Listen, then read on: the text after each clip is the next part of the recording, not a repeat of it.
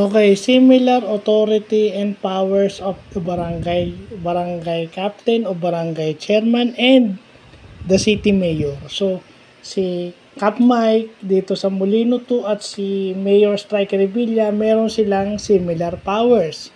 O si Cap Jorvin Bautista ng former barangay captain ng Panapaan 5 at ang kanyang kapatid na si Mayor Strike Revilla, meron silang similar powers assuming mayor pa rin, barangay captain pa rin barangay captain pa rin si Cap Jorvin. Okay? Ito yan. Similar powers and authorities. Sila ang magme-maintain ng peace and order. Okay? Implementing local laws and maintaining the local budget. Okay?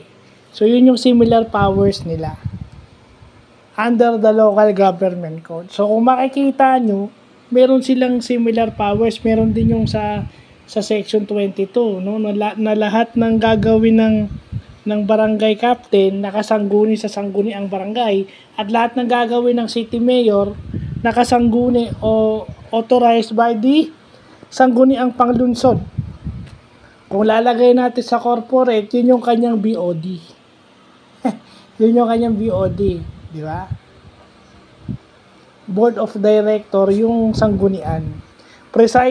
Led by the Vice Mayor. So kung dito sa atin, yung sangguniang panlunsod, presided by Vice Mayor Rowena Bautista Mendiola. So, yun. Kasi, kagaya niyan, hindi kasi natin alam.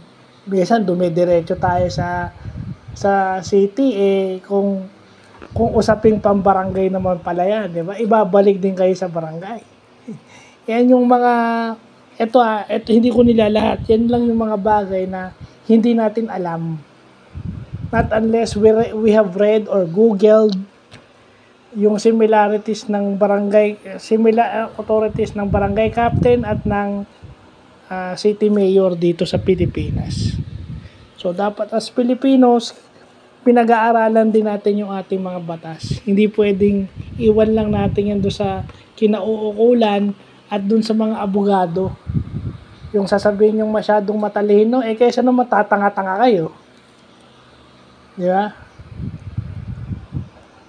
Kasi pag naging tatanga-tanga tayo at naging inosente, pag nagkamali tayo, mas malala.